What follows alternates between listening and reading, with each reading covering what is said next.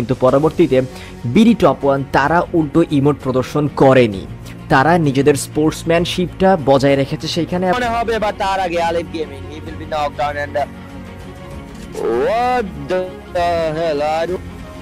Oh my god, প্রথম 150 আলিফের, দ্বিতীয় 150 আলিফের ওয়াইপ আউট চাহতা हूं। Oh my god, করতে পারলো না, বাট কিলটা কাব্য গ্যাংদের কাছেই যাবে এবং কিলটা। আসসালামু আলাইকুম, হ্যালো এভরিওয়ান, কি অবস্থা আপনাদের সকলের? আশা করছি কি অনেক ভালো আছেন আপনারা সকলেই। আজকে ভিডিওতে আমরা কথা বলতে চলেছি ফ্রি ফায়ার ই স্পোর্টস কমিউনিটির টপ 5 কন্ট্রোভার্সিয়াল ইমোট সিনের ব্যাপারে। ইমোট গেমেরই একটি অংশ, কিন্তু অনেক সময় এই ইমোটের কারণেই কিন্তু শুরু হয়েছে অনেক কন্ট্রোভার্সি। সো সেই বিষয়গুলো নিয়ে অথবা সেই সিনারিওগুলো নিয়েই আজকের পুরো ভিডিওটি। আশা করব কি ভিডিওটি আপনাদের ভালো লাগবে। যারা যারা এখনও চ্যানেলটি সাবস্ক্রাইব করেননি অবশ্যই চ্যানেলটি সাবস্ক্রাইব করে ফেলবেন। নাম্বার 5-এ হচ্ছে total gaming versus enigma gaming, এই কন্ট্রোভার্সিয়াল ইমোট সিন, যেখানে পারগেটরিতে ক্রস রোডে এই দুটো টিমের ফাইট হয় এবং যেখানে এনিগমা গেমিং থেকে অভয় টোটাল গেমিংয়ের মাফিয়াকে ইমোট প্রদর্শন করে। সেই সিনটি আপনারা নিজের চোখেই দেখে নিন। एक अकेले बाला रह गए हैं और अभय को देखिए। ओ माय गॉड, अभय ने यहां पे नॉक, जी गाइस, अभय ने यहां पे नॉक माफिया को देखकर इमोट लगा दिया है। और ये तो এর পরেই শুরু হয় এই দুটো টিমের মধ্যে কন্ট্রোভার্সি স্টার্ট, যেখানে টোটাল গেমিং এর ফ্যান্সরা কিছুতেই এনিগমা গেমিং এর পুরো দলটাকে দেখতেই পারতো না। নাম্বার 4-এ হচ্ছে RHK official versus Bangladesh top one. এই ইমোট কন্ট্রোভার্সিয়াল সিনটা বর্তমানে কিছুদিন আগেই কিন্তু অনুষ্ঠিত হয়েছে এবং এই কন্ট্রোভার্সিয়াল সিনটা অনুষ্ঠিত হবার পরে দুটো দলের যে সমর্থকরা রয়েছে তাদের ভিতরে শুরু হয়ে গিয়েছিল এক অন্যরকম মহল। তো আপনারা সেই ইমোট সিনটি একবার দেখে নিন। তো এই মুহূর্তে Bangladesh top one either back of করবে অর এলস এই ফাইটটি সোলো আলিফ গেমিং কভার দিবে। বাংলাদেশ টপ ওয়ান চেষ্টা তো করেছিল ম্যাক্স 7 দিয়ে, আলিফ ডাবল স্নাইপার নিয়ে শর্ট রেঞ্জে প্রথম 150 আলিফের, দ্বিতীয় 150 আলিফের wipe out by Blade, and that's the statement with that flag. কিন্তু পরবর্তীতে এই সিনটা শেষ হওয়ার পরে দুটো ফ্যান বেজই বুঝতে পেরেছে যে এরকম করাটা ঠিক নয় এবং দুটো টিমের মধ্যেই মিউচুয়ালিটি হয়ে গিয়েছিল। নাম্বার 3-তে থাকা মোস্ট কন্ট্রোভার্সিয়াল ইমোট সিনের যেই দুটো দল তাদের নাম হচ্ছে Galaxy Racers versus Total gaming.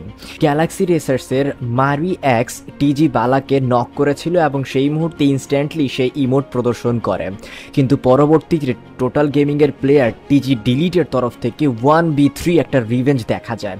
পুরো সিনারিওটা আপনারা দেখে নিন, তাহলেই বুঝতে পারবেন।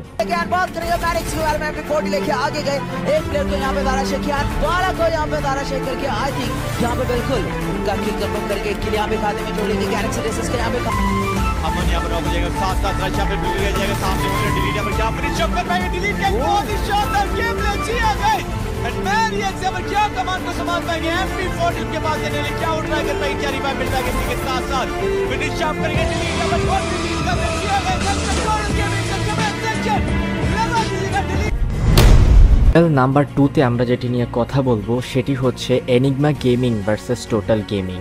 নাম্বার 5-এ আমরা একটি কন্ট্রোভার্সিয়াল ইমোট সিনের ব্যাপারে কথা বলেছিলাম। এই নাম্বার 2-তে থাকা যে ইমোট সিনটি রয়েছে সেটি হচ্ছে টোটাল গেমিংয়ের তরফ থেকে রিভেঞ্জ ইমোট সিনটি।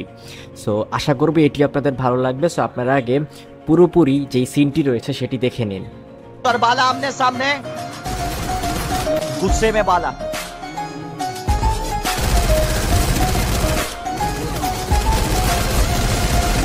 ये देखिए और यहाँ पे कुछ देखना चाहता हूँ। Oh my God, oh my God, ये देखिए ये নাম্বার 1-এ যেটিকে নিয়ে আলাপ আলোচনা করা হবে সেটি হচ্ছে it's Kabbo versus Bangladesh top one.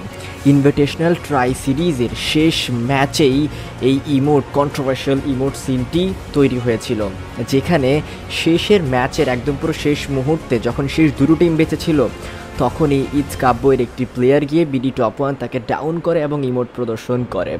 সেই জায়গাতে সেই সিনটি আপনারা এক নজরে দেখে নিন।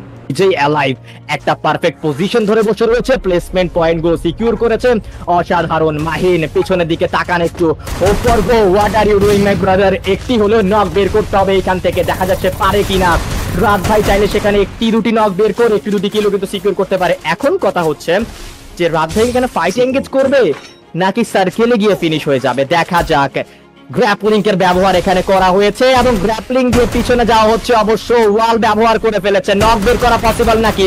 নক তো বের করতে পারলো না, বাট কিলটা কাব্য গ্যাংদের কাছেই যাবে এবং কিলটা লুফে নেওয়া হচ্ছে। এর পরবর্তীতে বিডি টপ 1 এর ফ্যান্সরা অনেক বেশি পরিমাণের ক্ষিপ্ত হয়ে গিয়েছিল। এই টুর্নামেন্টের পরপরই কিছুদিন পর আরও একটি টুর্নামেন্ট ডমিনেটর্স লিগ, সেই জায়গাতেও কিন্তু আমরা সেম পরিমাণের একটা ইমোট প্রদর্শন দেখতে পাই কাব্য গ্যাংয়ের প্লেয়ার্সদের তরফ থেকে। কিন্তু সেই জায়গাতে বিডি টপ 1 তারা টুর্নামেন্টের যেই মেন্টালিটি অথবা আমরা স্পোর্টসম্যানশিপ যে এটাকে বলি সেটা তারা মেনটেন করেছে সেই জায়গাতে। অবশ্য যখন আলিফ গেমিংকে নক করা হয়েছিল সেই জায়গাতে ইনস্ট্যান্টলি ইমোট দিয়েছিল কাব্য গ্যাংয়ের একটি প্লেয়ার, বাট সেইখানে ফাইটটা তারা জিততে পারেনি। উল্টো রিভেঞ্জ নিয়েছিল বাংলাদেশ টপ 1 এর 3টি প্লেয়ার মিলে, শুভ 69, ওবায়দুল অ্যান্ড রাত ভাই। তারা 3 জন মিলে সেখানে রিভেঞ্জটা কনফার্ম করেছিল। কিন্তু পরবর্তীতে বিডি টপ 1 তারা উল্টো ইমোট প্রদর্শন করেনি, তারা নিজেদের স্পোর্টসম্যানশিপটা বজায় রেখেছে সেইখানে এবং সেইটা দিয়ে তারা বুঝিয়ে দিয়েছে যে ই স্পোর্টস একটা সম্মানীয় জায়গা, এই জায়গাতে প্রত্যেকটা দলকে সম্মান করতে শিখতে হবে। আশা করছি কি আপনাদের ভিডিওটি ভালো লেগেছে। যদি ভিডিওটি ভালো লেগে থাকে তাহলে আরও একবার বলবো যে অবশ্যই চ্যানেলটি সাবস্ক্রাইব করতে কিন্তু ভুলবেন না, এবং এরকম টপ 5 সিরিজ আমরা আমাদের চ্যানেলে কন্টিনিউ করব। আশা করব কি আপনাদের ভালো লাগবে। সো আজকের জন্য এতটুকুই, সকলে ভালো থাকবেন। আসসালামু আলাইকুম।